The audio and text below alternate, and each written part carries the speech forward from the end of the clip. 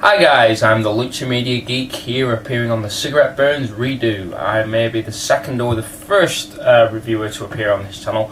I'm not clear on that. If you've seen Civilian Snowman Jack's intro video on the channel, you'll know that we are all reviewing. We're going to be doing group reviews of movies. A whole bunch of us are going to watch one movie and we're all going to say what we think of it. We're doing Scream trilogy because, of course, Scream 4 has been released earlier. Well, it'll be earlier this month in April. So we're going to be looking at the original three. Now, here's the thing.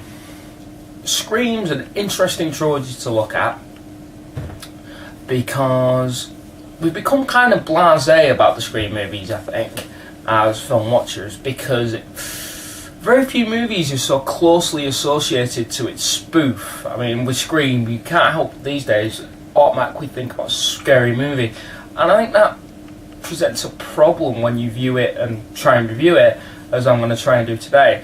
But I'll get to that in a moment. By the way, just want to get this out of the way, I'm going to assume, for those of you watching this video, that you've seen Scream. I think it will be very difficult to actually avoid seeing it in this day and age. I'm going to assume you've seen it. I will be talking about plot points. There will be spoilers. If you haven't seen it, watch the movie and come back and look at this review. So like I say, we're looking at Wes Craven's Scream. This was released in 1996 and is, of course, the first of the franchise.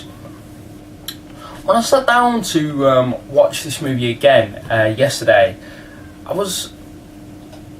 I did actually find it quite difficult, because I just said I didn't want to think about the spoofs. I'm like, just think about it the first time you saw it, because when I first saw this movie I was amazed by it. I absolutely loved it. I thought it was so fresh and so innovative, because here's the thing, at the time when Scream was released, it was innovative. I mean, the plot essentially is quite simple. You've got a bunch of teens being cut up by someone who clearly knows movies and is influenced by them. It was the first, well actually, a lot of people say it was the first postmodern horror film.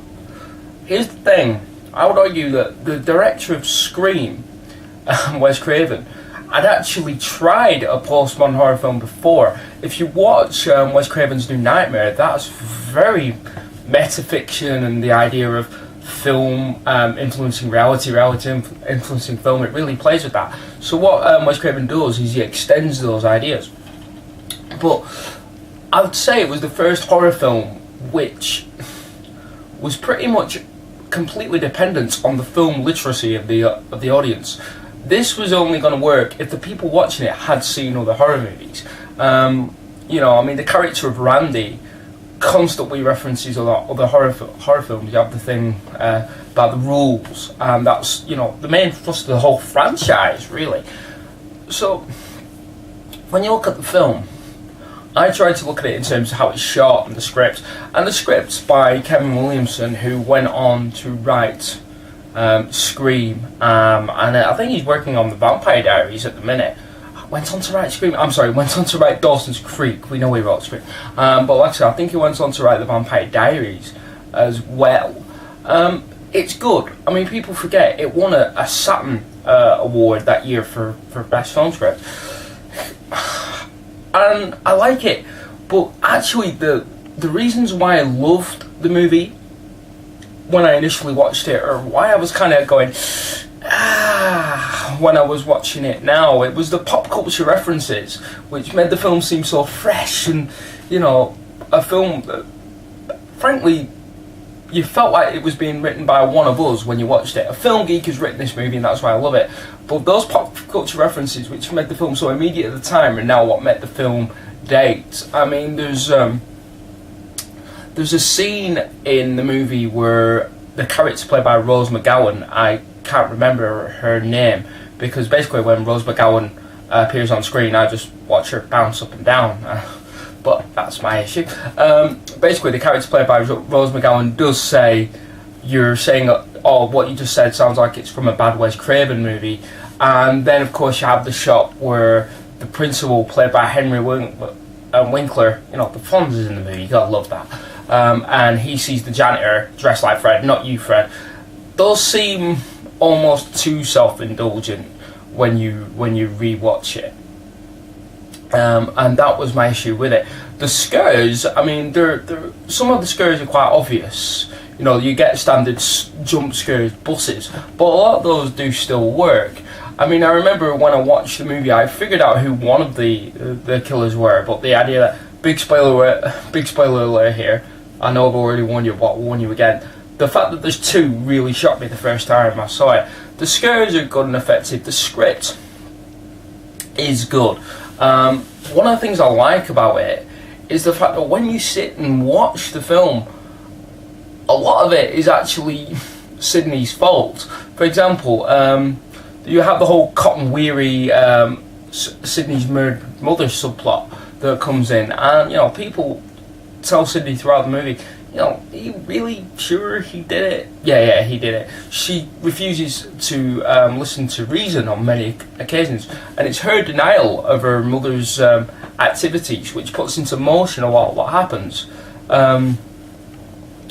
But here's the thing, as I've said before, the fact that the film is so closely linked to its spoof means that you can't take it seriously. I mean, believe it or not, this DVD edition here, I stuck the DVD in yesterday, and the first thing you see is a trailer for a scary movie. It's tough to take the film entirely seriously in that light.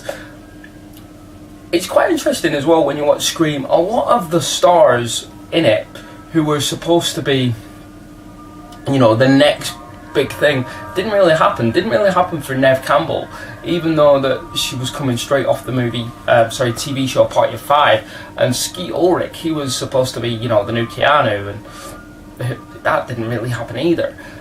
One thing I think the film does get right, the film cleverly uses a lot of devices which were then used ad nauseum in later films. One of the things I think the film does well is, I remember when I went to see the film was heavily marketed as starring Drew Barrymore.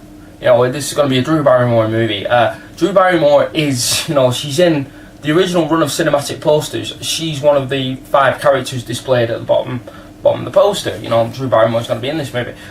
When they kill her off in the first, you know, 5 minutes, that's a genuine shock. And I think that's a really good way of addressing the audience. You know, here's who you thought was going to be one of the main characters, possibly the final female before you went to see the movie. Final female, of course, being the one who escapes the machinations of the killer. You thought she was going to be the final female, and she's dead. The idea that basically we're going to show you the rules and we're going to usurp them, that's very clever. But the thing is, you can only really do that once. And I can't watch Scream without being somewhat jaded by the films that happened post-Scream. And I'm not even talking about the other films in the Scream franchise. We'll get to those in other videos. But I don't really want to go on about it too much. It's just that Scream is a victim of the success it spawned. Like I say, you have the spoof, the scary movie spoof, and you also have the fact that it started a whole cycle of you know, teen slasher flicks. They were big and they were in again. I mean, Kevin Williamson himself wrote the I Know What You Did Last Summer franchise, which went beside that one. So yeah, Scream, it has some good scares, it has a good twist ending. The performances, I think, are still hold up, although I hate Matthew Lillard. I hate him, I always will. He annoys me. I know the character he plays in the movie is supposed to be annoying, but I'll never get my head around that. Don't like him at all. Like I said, performances are good, the scares are genuinely shocking. And if, you know, it's worth having another look at, and it's worth trying to put your own prejudice aside and reappraising it. I was surprised how much I enjoyed it. I didn't geek out as hard for it as I did when I first saw it, but, you know, that probably wasn't going to happen anyway. One thing I will say, a bit about the film is, the original version of the film was a lot more extreme. The film that Wes Craven shot, and I'd love to see that version because I'm kind of a gore hound.